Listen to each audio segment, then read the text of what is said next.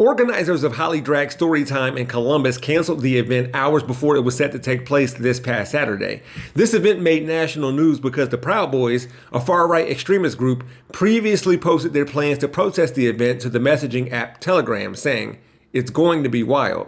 50 to 70 men touting guns, tactical gear, and face masks that obscured their identities showed up to the First Unitarian Universalist Church near the Clintonville neighborhood here in Columbus to march and chant against an event coordinated by Red Oak Community School, where men who proudly dress as women were going to read to children of all ages. See, this is a game of uniforms. I'll explain why in a minute.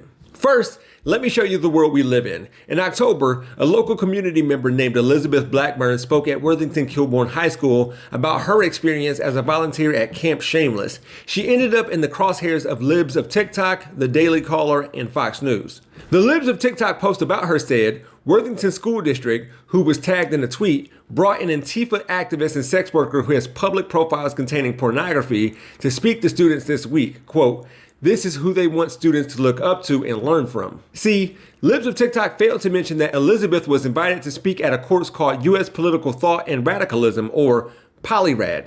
Created in 1975 by teacher John Molnar, now retired, it welcomes extremist speakers from across the political spectrum.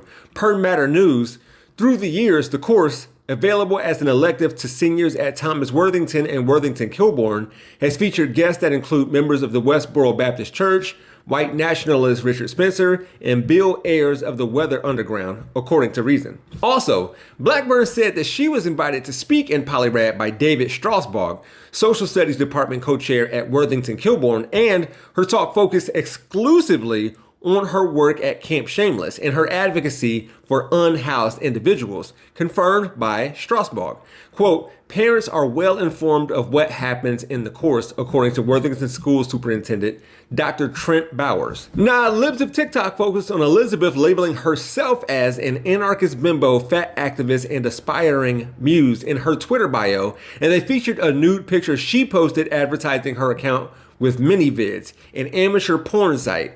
See, it's about how she presents herself. It's been said before, cruelty is the point. You can imagine the threats of violence she received and then not knowing if anyone would act on them. I mean, 2 power substations in Moore County, North Carolina were damaged by gunfire in what is being investigated as a criminal act, causing damage that could take days to repair and leaving tens of thousands of people without electricity, authorities said just yesterday.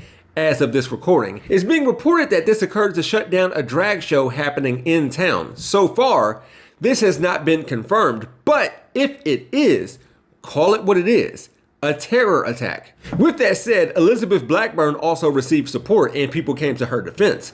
Going back to the Holidrag Storytime event, Columbusites, I don't love us being called that, stood up to men who call themselves Proud Boys, an unathletic, non-interesting group who happen to play dress up in the same color as Crew SC, our MLS team, plus these men who cosplay as soldiers and Patriot Front, who aren't bold enough to show their faces, to try to shut down men who wear makeup and wigs. So apparently, drag queens can't wear their uniforms, but the Proud Boys can.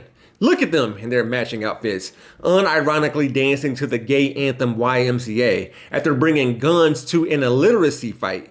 They aren't offering to read to kids, raising money. They're not holding any events to uplift the community, just weapons for drag queens. Drag queens that Pop Sugar describes as not just a man who wears women's clothes. A drag queen is an entirely separate entity. When so impeccably dressed and flawlessly painted, the person underneath the queen disappears almost completely to form something new, a character, an alter ego, a super shero, if you will. With that said, according to organizers, the school sold almost 1,000 tickets for the Holidrag, which had raised more than $5,000 for a local LGBTQ charity. You may have scoured the videos I've shown looking for police uniforms, and if you've protested in the summer of 2020, you can tell the difference between how CPD treated us versus how they treated these dudes. Whatever the case, there's disagreement between when and how the Holidrag organizers communicated with the Columbus Police Department, or if CPD initiated contact.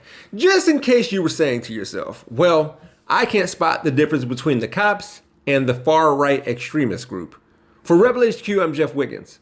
My architect knows Japanese. For more from the Young Turks, stay right here. To see additional content from yours truly, click on the Jeff Wiggins hashtag. You can also find me on my YouTube channel, We Gonna Be Alright. Thanks for watching.